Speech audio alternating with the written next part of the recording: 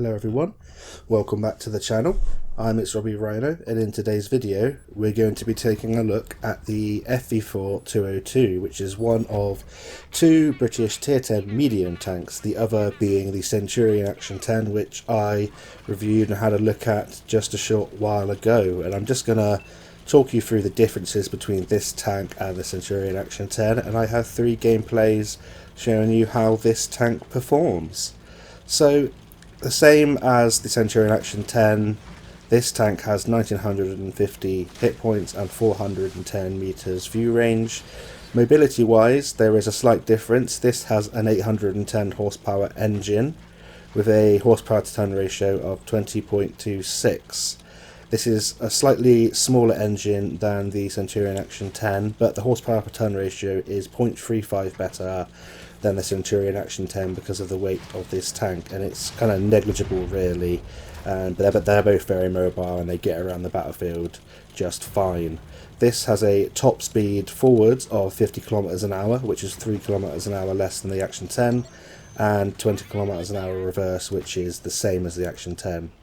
Traverse wise, this turret traverses at 40 degrees a second, which is 8 degrees less than the Action 10. It looks a lot on paper, but you don't really notice an awful lot of difference during the gameplay. It still swings around and acquires targets very nicely, and the whole traverse on this is 50 degrees a second, which is the same as the Action 10. Armour wise, it's fairly similar, although the turret is slightly different. This turret has 200mm all round, so that's front, sides and rear, and having 200mm of armour on the rear of your turret means that you do get sort of weird ricochets off the back of your turret when people fire at it, maybe tier 8s and tier 9s that have sort of slightly lower penetration, especially if it's angled and you're sort of running away from an enemy. Sort of straight on, the turret armour is sort of effective about 340mm because of the sloping on it. It's got better cheeks than the Action 10 because they're sloped. They're a lot stronger and you don't get penned in the cheeks as often. It's kind of a very troll turret, this one. You do have to be careful because there is 200mm of armour under the gun, sort of towards the turret ring. This doesn't have a mantlet, so if you want to be able to penetrate it with sort of 200 to sort of 250mm of penetration, aim below the gun and you should be able to go through it. And that's kind of the weak point, apart from the cupola, which is also a weak point, which is 200mm or just shy of on the cupola. But if you're using your 10 degrees of gun depression, that is a hard sort of shot to hit. And the turret does range from sort of 340 to 400 all around, depending on the angling and where you're shooting. It's a very troll turret. You do bounce a lot, but if someone knows where to shoot and they're an experienced player and they're shooting under your gun, or they're just firing heat at you, obviously you can't always rely on it in that case. But it's a very strong turret. It's very good at brawling on a ridge line, and that's kind of the playstyle you want to go with. So in terms of the gun, there is a difference again, but it's only a difference in terms of the ammo choices. So this gun is a 105mm, it's the L7A1 gun, 6.98 rounds a minute, has 390 alpha damage on its standard APCR rounds, but it also has HESH rounds as its premium ammo choice, which have 210mm of penetration. The Action 10 has heat rounds, so it has a higher penetration round for the same alpha damage, but this has the option to fire HESH at weakly armoured targets, which can increase your DPM, but it does mean that you can struggle slightly when you come up against something like a super heavy, that kind of thing, and you're not able to get the sides and rear of the super heavy, or you're not able to fire at weak points. And the other ammo choice is normal HE, I think it's normal HESH actually, but it's only 105mm of penetration for 480 alpha damage. So I just recommend you carry standard APCR and plenty of HESH rounds as well, because that's kind of the speciality of this tank, and it does increase your DPM quite dramatically if you are able to penetrate your rounds. The shell velocity is really nice. On its standard APCR it's 1478, and on its two HESH rounds it's 1173 meters a second. Same as the Action 10, the gun handling is 2.1 seconds aim time, 0.32 meters accuracy, which is really nice, and that will be reduced with your commander and your equipment setup. And it's a very accurate, very mobile tank, and they're both similar but different, if that makes sense. You know, they have slight differences, ever so slightly different ammo choices, slightly different armor layouts, but they kind of play in the same way, and they can both, you know, perform extremely well. The DPM with the APCR is 2,722, and the DPM with Hash is 3,350, but of course you have to penetrate and you have to be firing at the right targets. Equipment wise, I run the exact same as the Action 10, which is advanced loader, advanced optics and gun stabilizer, helping my view range, trying to outspot my opponents and getting that assistance damage. Loader because I want to increase this gun's DPM, and stabilizer because I want to be accurate. I want to make it even more accurate than it already is, and it is really accurate. It's a bit like a laser pointer, and it's kind of, these British tier 10 mediums are renowned for their gun handling. On my commander, I run Sixth Sense, Born Leader, Rapid Loading, Steady Aim, Rapid Aim, Snapshot, Run and Gun, Situational Awareness and Camouflage Expertise. And that's kind of a very standard, typical medium tank setup that I use, and it's something that helps sort of a little bit of everything about the tank. The view range, the camo, and the gun handling as well.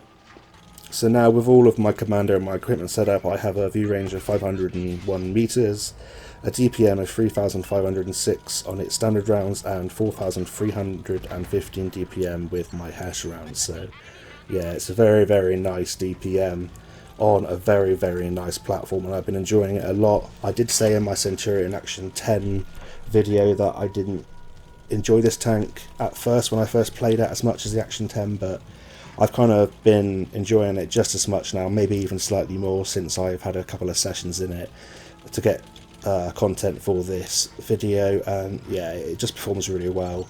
Like the Action 10, I seem to be getting a lot of sort of spotting, a lot of assistance damage, and the damage is very it's fairly consistent.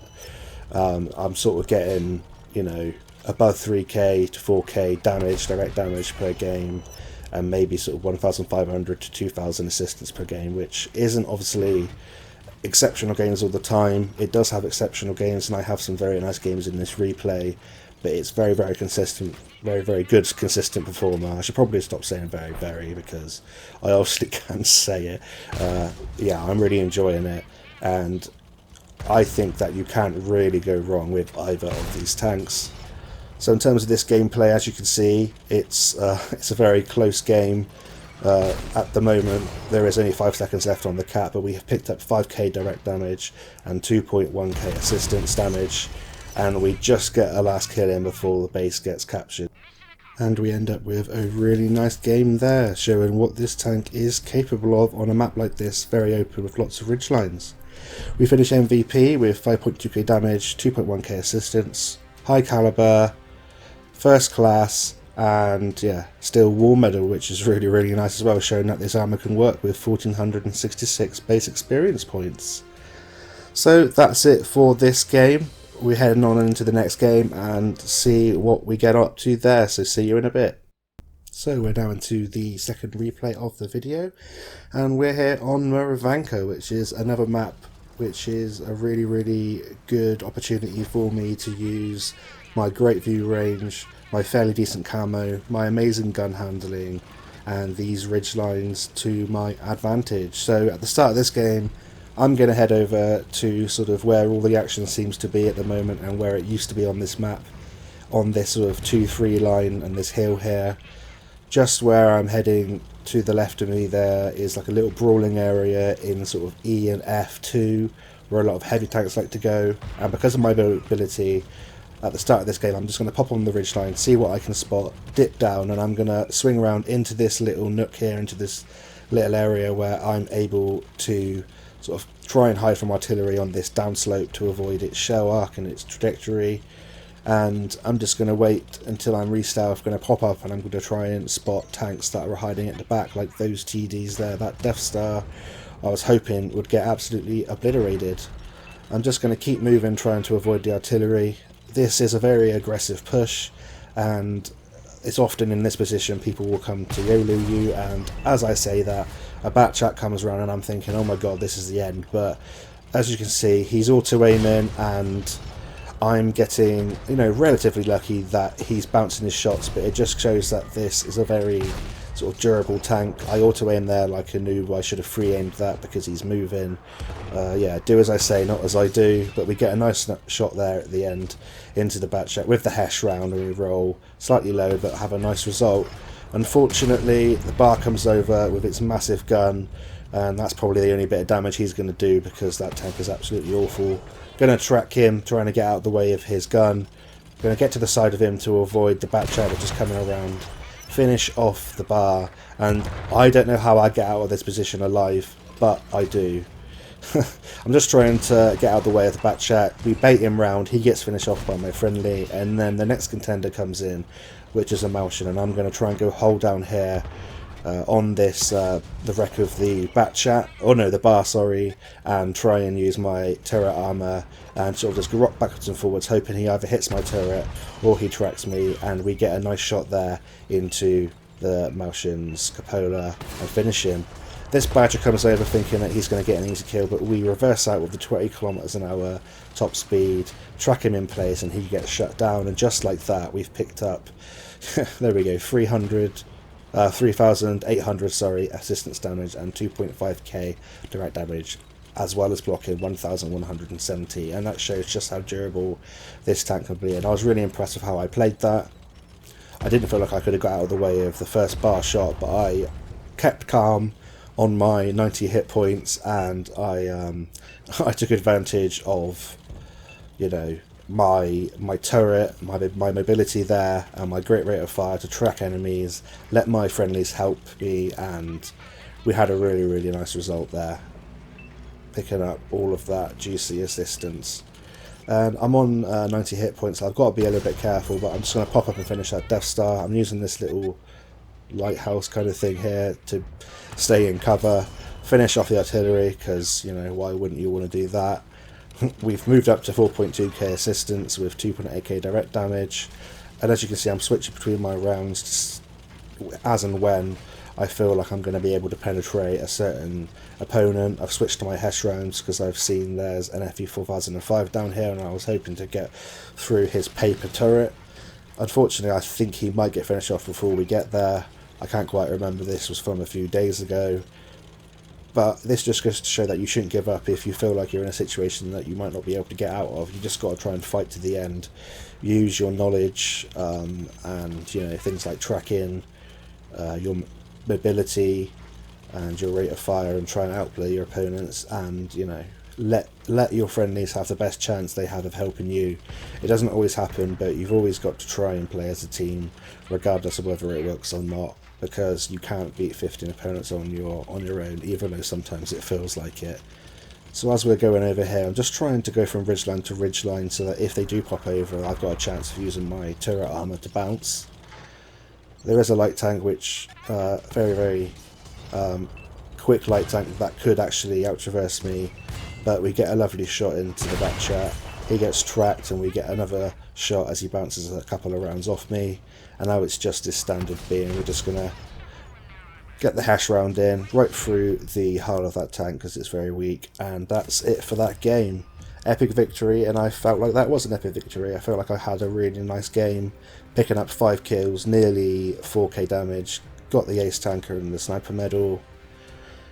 We got 4.2k assistance, 1661 base experience points, and another great example of what this tank is capable of in a sort of brawling situation. So that's it for the second replay. We'll head over to the third replay and finish this video up showing another game that demonstrates how powerful this tank could be.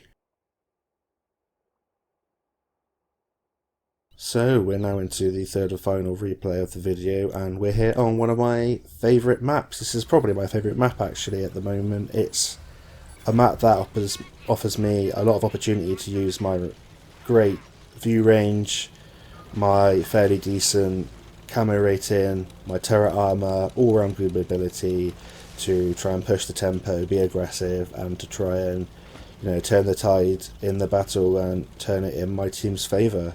So I'm making an aggressive push at the start of this game. I'm heading towards where I would go in kind of a tank with better camo rating than this.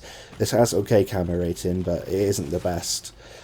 It's good enough to use this position if you are ready to retreat and come back down. So I'm enhancing my combat rush-ins just to get my view range even further. And as you can see, the difference between my view range cone and my camouflage dotted line in the minimap, you know, there's a fair difference in between, so I should be able to outspot quite a lot of the medium tanks and also most of the heavy tanks that might be crossing in front of me. We spot this M48 120mm, he bounces a shot off me. I'm trying to angle it sort of 45 degrees so hopefully it'll bounce off my hull. We get a second shot in tracking the M48 120mm. I asked for that tank to be finished off, but unfortunately he gets re-stealthed and gets away. But in that engagement we picked up 1200 assistance and 685 direct damage, as well as blocking a shot and absorbing one as well. So I'm just going to push a little bit further, trying to pop up here and see if I can spot tanks that might be to my right, trying to shoot the tanks that are sort of camping up there on the bridge to my left. I get spotted as I poke over, and I think it was that Conray, but I got to be a little bit careful that there isn't something sort of sitting just about where they spawn. And I'm just pushing up ever so slowly, sort of bit by bit, and if I get shot like I am now, I'm going to try and get into cover. So I know there's a little ridgeline and some rocks here, so I'm going to go down here and try and get into cover before anything has a chance to shoot me again. And I can use this nice little dip here to try and get shots into tanks that are going to try and retreat from me. Unfortunately, we don't get a shot into that light tank as it runs away, but we're trying to get an angle on this M48 120mm to try and finish him off. But as you can see, we've already picked up 2.2k damage, and that's the kind of thing that you can do in a tank with very nice view range, current ability. You can get into a strong position, and you can sort of, you know, get a lot of hit points off the board at the start of the battle. So we pop up, and that 416 gets shut down from the tanks behind me. And now this Inferno's coming after me, but this tier 8 doesn't stand a chance. He's got great turret armor, but I'm able to pop up and get shots into his hull. I have a much better DPM than him, and we finish off that Inferno. Now this T95E6 is coming after me. We get shot from someone at the hill there. I think it might have been the E5. We're going to try and shut down the T95E6, and that was an awful shot. I should have just gone for the cupola, but he gets shut down by our pattern. And as you can see, in that very short space of time, just by us popping up and spotting all of these tanks, we had a line of tanks shooting from behind me, and we picked up 5k assistance as well as picking up 1400 direct damage of our own. I'm going to try and get shots into the tanks that are crossing on top of the hill in front of me in that little brawling area in C and D2 or 3 area. Unfortunately, we don't quite get a shot. We try and lead that Rotor Panzerwagen there, but unfortunately we miss. But as soon as I get spotted, as soon as I fired my shot, I have the opportunity just to duck back down to avoid getting shot. And there we go, we bounce another round off this turret, and it won't work all the time. I believe that M48 120mm now is firing heat, and he just went through because we are slightly lower than him, so you have to take that into account when you're thinking of the effective armor angling. Is if you're above them looking down, your angling is going to be a lot better, but if you're below them looking up, even though I'm hull down, they're going to be able to penetrate me a lot easier because the effective armor angling won't be as much. We're trying to get shots into the Z100, but I am kind of snatching at the shot slightly because I don't want to lose any more hit points just yet. It's a great start to this game, and I wanted to try and push for the win, and I didn't want to, you know, get out of this battle just yet. I felt like this could have been an epic game. Unfortunately, we do take another shot, and now I have to be really careful because I am a potential sort of 1-on-2 shot for a lot of tanks up there, and I want to be in the game. I want to have my gun in the game to try and help out my team because we are losing by 1 tank. We get a nice shot into the side of the U100. The 268mm of penetration is more than enough to cope with the sort of sides and rears of super heavies and the weak points of pretty much every super heavy, but it does struggle if you're sort of straight on trying to fire it like the cheeks of an E100 or, you know, the superstructure of a Jagdpanzer E100, something like that. It can struggle. We track that E100 on that hill, and I'm just hoping someone gets another shot into him. Fortunately not, but we do get the damage for that. And I'm just going to back up here in case I get shot again, and I might try and relocate down around here and go up on the other side. Unfortunately for me, my team is kind of capitulated ever so slightly, so I'm now going to try and get a little bit of distance from the enemy. I was thinking of going up to sort of E0,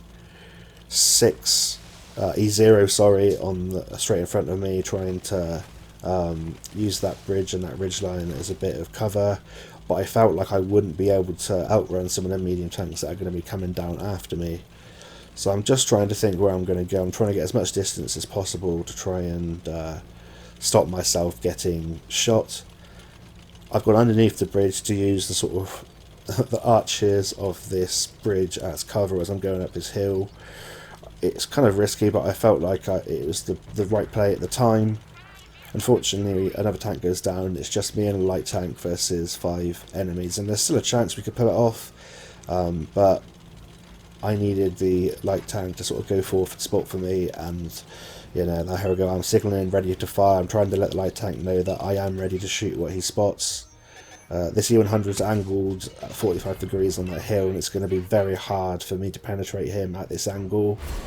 He goes down slightly so we can get down into the sort of top of his upper hull there, but unfortunately we get shut down from behind, and in that kind of position there wasn't much I could do about it. But it just goes to show, you know, how good of a game you can have even if it's a loss, and I tried my best there to be aggressive, to be influential in the battle, and it didn't work out that time, but you know, I think I'd say 60 to 70% of the time it works in this tank at the moment for me, and I'm really enjoying it. And I'd say you can't really go wrong with either the FV4202 or the Action 10. So I'm just going to skip towards the end of this battle and we'll have a look at the end result. So unfortunately that's a defeat for us. We finish with 3.8k direct damage, 5.1k assistance. We finished top of our team with 790 assistance, base XP, 2 kills. We blocked 1230 damage, make a little bit of silver, and that's just an unfortunate defeat there, but a good game nonetheless, and I hope it showcases to you what this tank is capable of, how I try and play it. It might have been better for a newer player or someone that doesn't want to play it as aggressive as me to go down the 1-9 on Westfield and just shoot what's spotted on the side of the hill, or use the ridge lines in the north east of the map, the sort of brawling area. That would be a very good position as well, but I just wanted to try something new and see if I could have an influence that way. So thank you very much for watching. I hope you're enjoying all of these replays. I hope you had a great Christmas yesterday, and for those of you that celebrate Boxing Day, I hope you have a really nice Boxing Day today. Thanks for supporting the channel. Until next time, see you on the battlefield, and bye for now.